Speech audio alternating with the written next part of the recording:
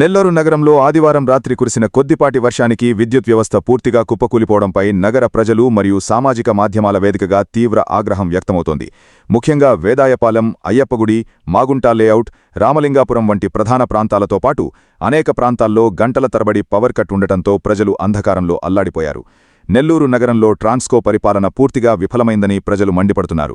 వాతావరణ శాఖ ముందుగానే హెచ్చరికలు జారీ చేసినప్పటికీ విద్యుత్ శాఖాధికారులు కనీస ముందస్తు జాగ్రత్తలు తీసుకోకపోవడం వల్ల సామాన్యులకు ఇబ్బందులు తప్పడం లేదని విమర్శలు వస్తున్నాయి. ఆదివారం సాయంత్రం 7 గంటల నుండి అర్ధరాత్రి దాటిన తర్వాత కూడా చాలా ప్రాంతాల్లో విద్యుత్ పునరుద్ధరించబడలేదు. సుమారు 6 గంటలకు పైగా నగరం చీకటిలోనే ఉండిపోయింది.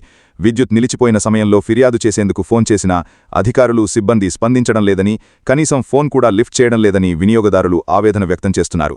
నగరంలోని ట్రాన్స్కో ఎస్సీ పర్యవేక్షణ శూన్యమని, ఆయన వచ్చినప్పటి నుండి సిబ్బంది ఆడిందే ఆటగా మారిందని నెటిజన్లు ఆరోపిస్తున్నారు. బాధ్యతారాహిత్యంగా వ్యవహరించిన అధికారులపై కఠిన చర్యలు తీసుకోవాలని, వారి జీతాల్లో కోత విధించాలని డిమాండ్ చేస్తున్నారు.